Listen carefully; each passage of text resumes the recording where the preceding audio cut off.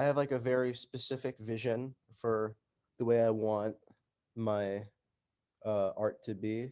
Um, I'm really influenced by like Burt Bacharach and Brian Wilson and Jimmy Webb, and I also am influenced by like Max Martin, Joni Mitchell, Tom York, and I feel like the thing that all those artists have in common is just there's like so much planning that goes into a lot of those songs, like in terms of like harmonic structure and like, just ideas that they want to try. But it's not done in a way that forces those ideas uh, to sort of exist. It's very, they can still, they're all still, it's all, they all still are very accessible, I think. So I really, that's sort of what I go for in art, is art that's like very like that really makes you think, but also doesn't go beyond what you can process. Yeah, I mean, and this is something that I had noticed from even sort of just listening more to and reading more on your, your prior, your prior band prior to this solo project. Um, maybe you can tell us a little bit more about how that was to get us teed up for what you're doing now, with the Chordaes, and sort of what went into that. Because I recall, hearing about how the name itself was chosen to kind of play around with that, the concept of heartstrings, and sort of going down that path of how you can wed as a musician, as an artist, as a person, how you can marry that dichotomy you just presented, right? The complexity versus emotions, the heart versus the head, how you can marry those two.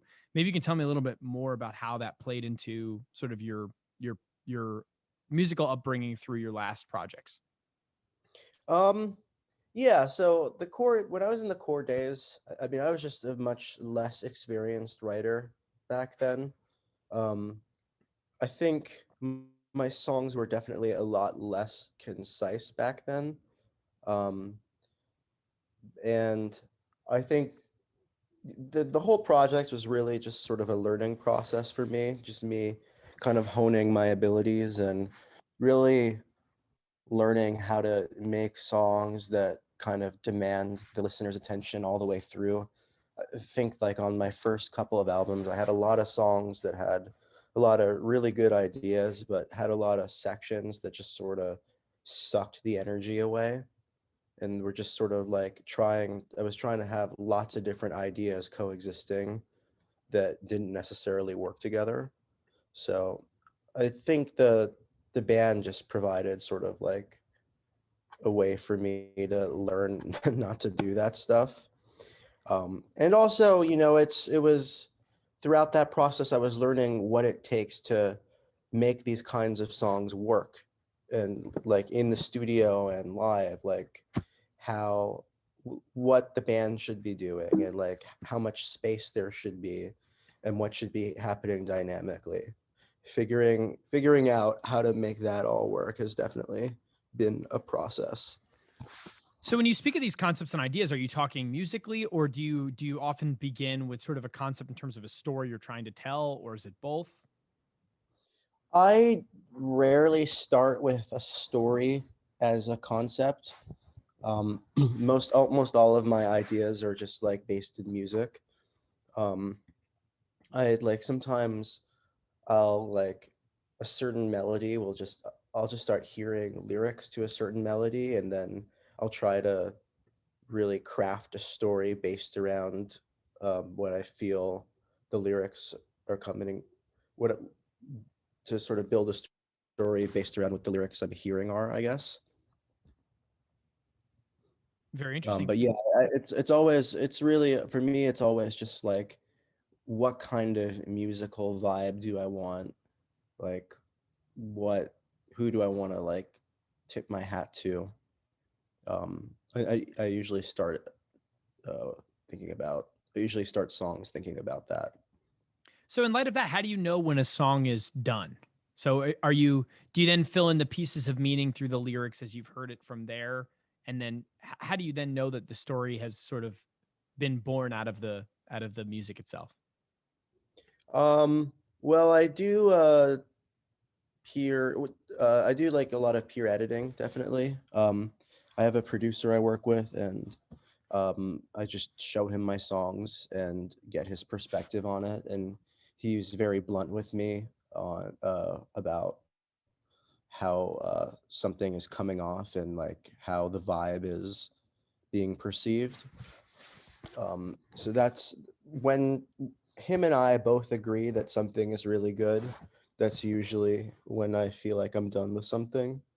Um, Sometimes like we won't even we'll like plan to go into the studio before the lyrics are even done, and I'll like write the lyrics on the way to the studio. But I definitely like lyrics are important to me. I've always felt like I'm bad at coming up with lyrics, but I'm good at deciding whether a lyric is going to be detrimental to a song, and whether it's like in good taste. But it definitely is a challenge to like actually come up with them. Well, I like that as a separation of and an insight into the process of writing lyrics, because it certainly is a, on one part writing the lyrics, on another part making sure that the lyrics are there, or that you're Mhm. using lyrics in the most powerful way.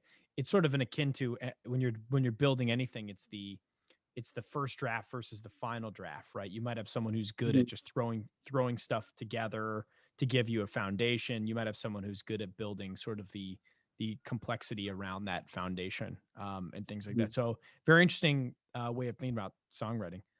Um, what are so maybe you can tell us now how your time in the Chordaes has now led you to this new solo project that you've launched. I mean, what can you give us some insight into what the solo project will be like, and what it's about and what you're trying to accomplish? Well, I think that it's very similar to the core days in a lot of ways. But I think it's the only way I can put it is it's just like a much more refined, focused version of that. It's just it also just sounds much more original than anything I did with the core days sonically. Um, I'd say it's definitely just like a much deeper sounding record. I felt like some of my records in the past didn't really like sound. It was hard to like sort of swim in the sound of the whole thing, and this record I feel like is very different. It's like it feels like it surrounds you. But I'd say the main difference is I'm just like a much more focused songwriter now. I've uh, what what I need to do to actually like get the songs done. Um, I wouldn't say like there's anything specifically different I'm doing on these recordings. It's just the culmination of of understanding the mistakes I've made in the past, I guess. That's exciting. It sounds like it's a maturation. It's your maturation as an artist, coming out in this new project, which is very exciting. So maybe you can tell us more about Romeo Away. I'm not sure what you can say now, but is there, um, can you give us sort of an idea? Is it a concept album? Is it what should we be looking forward to with Romeo Away? Romeo Away is basically it is a little bit of a concept album. It's sort of like um, the first half of it is about just where we are in society right now, just feeling like there's not really much of a future to be excited about and wanting to escape from that.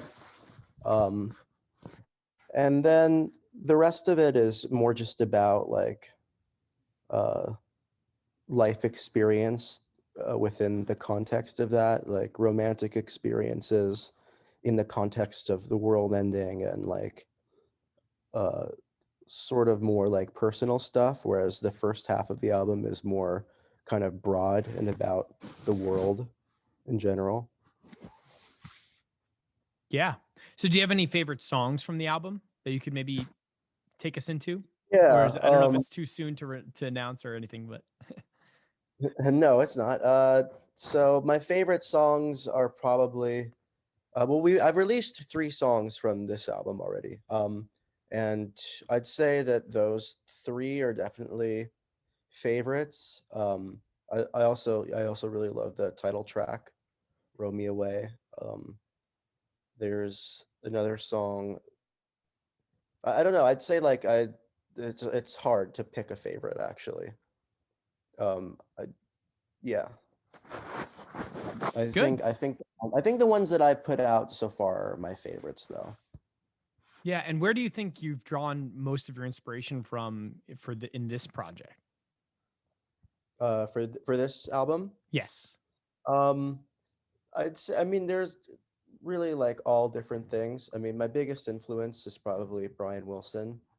I just love those types of chords and having chords that move in a unique way. I think that really kind of lays the groundwork for a unique vibe on its own. Um, and I've really influenced by Radiohead.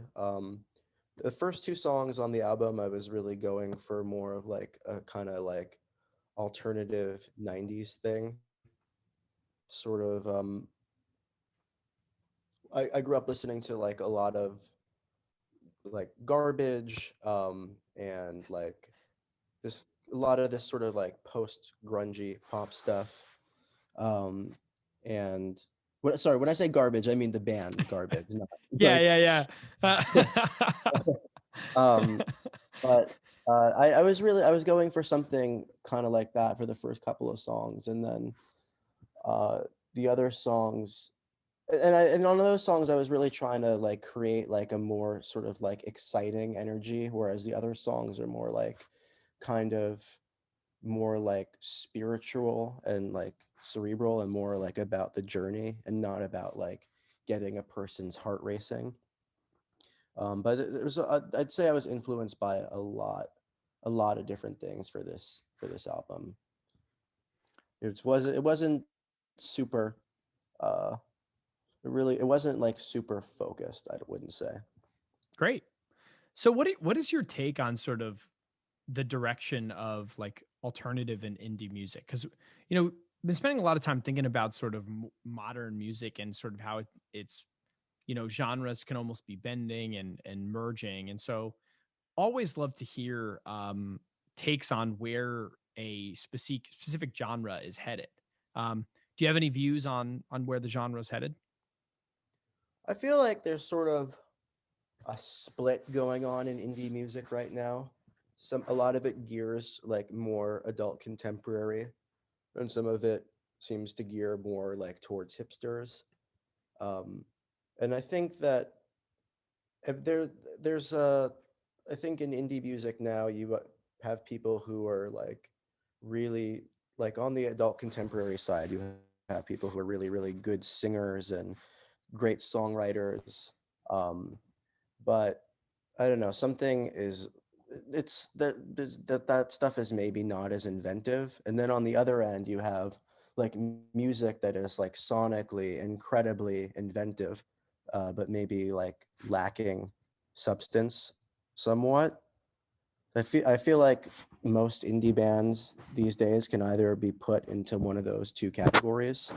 Um, but there are a lot of really, there are a few acts that I feel like kind of exemplify both of those things in a good way. Like, I don't know, Phoebe Bridgers is both substance rich and sonically inventive, and it's how I feel about like Perfume Genius also. Um, but it definitely feels like there's people are really just focusing on their thing right now in indie music, whether that's being a great singer or producing things in a very specific way. Um, which is it's interesting in some ways because there's like so many different sounding things now. The genres are just like endless. It's just like a tree that is branching out much more now. But sometimes those songs can be a little bit difficult to follow, I feel, all the way through. Very interesting. So in light of that, in your own context, I mean, how do you, if at all, think about how you could get some of your musical ideas to sort of catch on? I mean, you spoke a little bit before about how, you realized in your earlier days you might have had some very interesting pieces, but you maybe were putting them together in a way that sort of took away from each other. Do you have some thoughts now, particularly in light of maybe the genre in general or attracting audiences in general, about how to take some of these musical ideas and draw attention to them, or highlight them strongly enough that people get interested in them? I feel like the answer to making things more accessible is usually to kind of, if you're going to have complexity, there needs to be something simple that kind of ties it all together. Like, for example, a song like God Only Knows has a really, really complex chord progression, but the melody itself is very simple, and it's very easy to follow that melody. But at the same time, the chords give you a different perspective on it than you normally would. I just feel like in the past, some of my melodies were a little bit gratuitous, um, sort of beside the point. Um, so it really just helps to have very simplest melodies should always be very simple and concise, I think, and then that makes chords work a lot better. And also, like, depending on what kind of song you're writing, um, I think some it I think that um, it can be really easy to just like introduce a bad chord into something when you're like writing something that has a lot of energy. Like when I was writing Romeo Away, I wanted to take it to a section with different chords, but every time I introduced a new chord, it was sort of taking the rug out from underneath the song and undermining the vibe. So uh, I don't know. I think it's about being concise and also about being mindful and really um, like being mindful of the way things feel viscerally and not forcing anything in. Well put. I really like that. I think especially in the context of thinking about melodies in terms of simplicity of melody that allows you to build complexity around a simple melody just makes sense based on what catches on, I think, in people's minds as well. Um, so when people think of you, what do you want them to think? So do you have an overarching goal, or in terms of what they how they view, how your art or how your audience will connect with you and view you, and what you want to give to them? Um, yeah, I mean, I think I want to be thought of as like a throwback songwriter. Um, I want my goal is to have people uh think to have people who like the Beach Boys and like Burt Bacharach and Jimmy Webb to appreciate my music and to sort of appreciate the references I put in there. Um, and I mean, I'd say that's my main goal, to sort of be a part of the evolution of that type of music. And when it comes to innovation, I think in any area, oftentimes it comes down to, you know, who can take all the best pieces of previous things and maybe take the most interesting parts, maybe synthesize some of the most interesting aspects of it and take it all to create something innovative and new. And it sounds like Yeah, that's something that's definitely a goal of yours, especially given sort of your love for, music history and close attention to the musicality. And I appreciate that. thank you.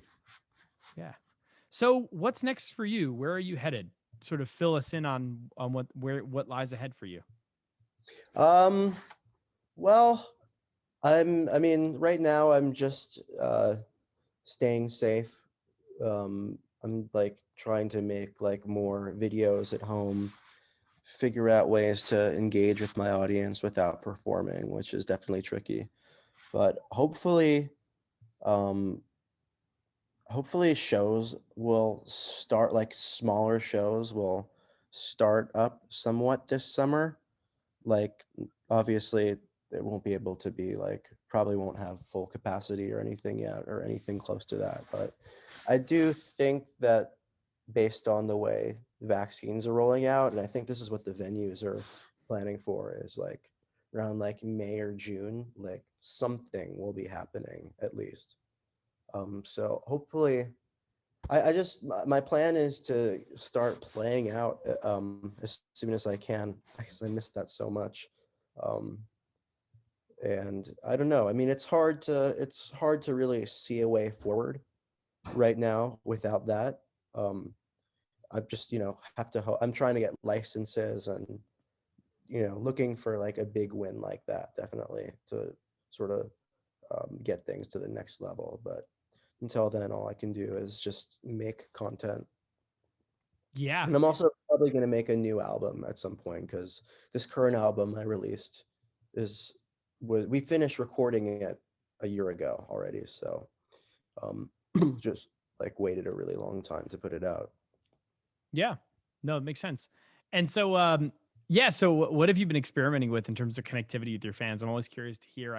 It's always mixed in terms of whether artists enjoy it or not. But what have you been doing? Are you doing YouTube videos, Instagram? What have you been experimenting with?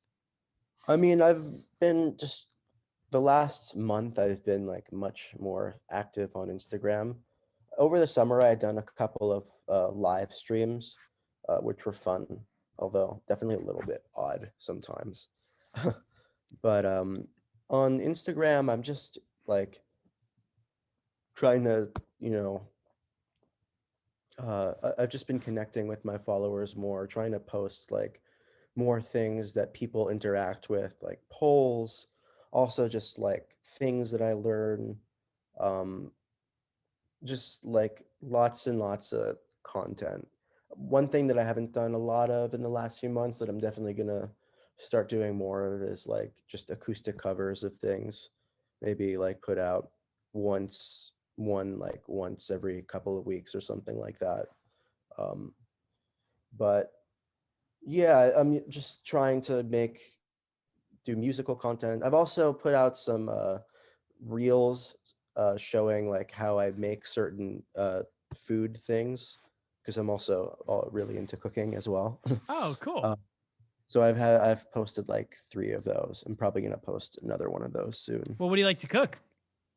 Italian food mainly, just because it's like the simplest thing to make. I don't know if you've heard of him. I follow Frank Prisonzano on Instagram. No, I don't know. He's an amazing, amazing chef. He's a New York Italian who went back to live in Italy for years, and he just really like he combines the best of red sauce Italian and like traditional Italian in his restaurants, which I love, and I order from his places all the time because it's just amazing ingredients. Always feel like very healthy after eating his stuff. But he posts these recipes on Instagram. So I've been, not recipes, methods. So I've just been watching and learning from him. It's like just standing in the kitchen and watching someone cook, which I feel like is the best way to learn rather than like from a book. Yeah, and I think a But lot of I've the been, way that media goes has been in that direction too, where you want to be in the kitchen with the cooks, and that's something that's beautiful about like Instagram and other things like that. It's kind of like lower production value, but it like gives you the feeling of being there, and it's more like realistic yeah, as a result. yeah. And I also think it's just like, it's closer to the way people have learned throughout history, like before books, like people just stood with each other and taught each other things, and taught each other things through demonstrating. So I definitely think it exercises a different part of your brain to learn by watching rather than learn by reading. Yeah, no, exactly. I actually, somebody I used to work with, was on Masterchef, the latest season. And so Oh, I was wow. able to actually, meet a few of them. And it was quite interesting because I'm not a foodie in any way. I really am not. But it was so fun. I always do enjoy anyway watching people, interact with a craft that they love, and it pulls you into it, especially something like eating and cooking. Because I mean, I do cook I do cook, but very minimally and not particularly well. I obviously like to eat. I do it every day. But it was nice to kind of jump into where you can take it, sort of like the complexities around it. And it wasn't always as a nice sort of connection to music and what we've discussed. It's like, it's not always about doing the hardest thing. It's about Yeah, what you choose to do with like it's about ingredients and good mixes and keeping it simple when you need it simple. And then yeah, coming up with something that makes it signature or unique. yeah. And even simple things are also, I think all simple things are inherently complex in their own way. So when you break something down to very few components, you really focus on the complexity of each element individually. Like with limone, have you ever had spaghetti limone before? I don't think so. What is It's limone?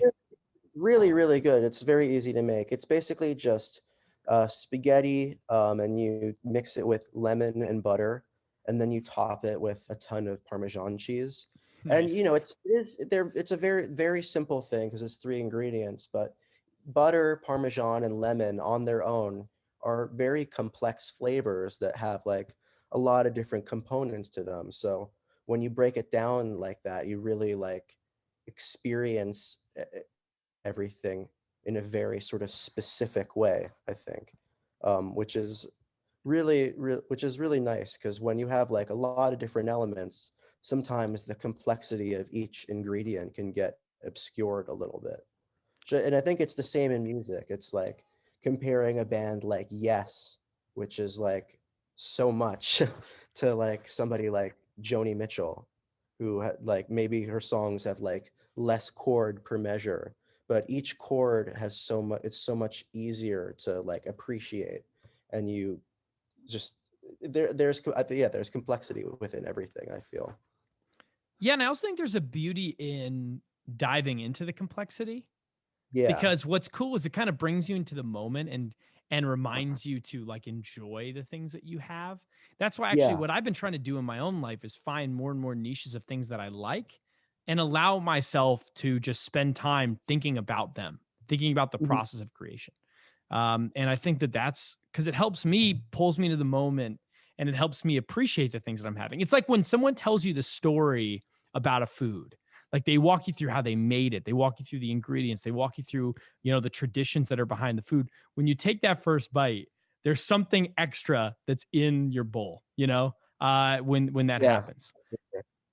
for sure. And I think it's similar in I, music. I mean, that connectivity to an artist and feeling like people understand and appreciate the artist, and the artist can show them something they haven't seen or something they haven't felt, mhm, or identify something that they have seen and felt they just didn't know, or they didn't know how to say it. That's what I think a lot of people look to yeah. artists for. And so I think that's really where people get drawn into music, is in that realm. Yeah, no, it's great when an artist can sort of describe something and it changes the way you perceive it. Yeah. But I like that as a place to kind of wrap things up. But before we do, what are the best ways for people to connect with you and to keep up with you? Well, definitely follow me on Instagram. It's at Leo Sawikin, just Leo, and then my last name is Sawikin. Um, I would say follow me on Spotify, definitely. We're releasing new music, and again, probably very soon. Um, and I mean, follow me. I'm also on Bandcamp. I'm on iTunes, just pretty much anywhere where music is. I'm on YouTube also. I have videos up there. I would say if people want to stay up to date, they should just follow me on everything. Yeah. I love it. I mean, that's what you have to do now as a modern person to keep up with the people Yeah. that you like. So it's like you're across a million channels, but no, it's great. Well, thanks for taking the time to, tell me more about your story, share your views on musicality, share more on your projects, what you've learned throughout your career. Thanks for sharing your thoughts on, the way that songs can be designed and the interplay between simplicity and complexity. Uh, Thanks for even sharing your passion for cooking. Yeah, thank you so much for having me. I really appreciate it. It was fun.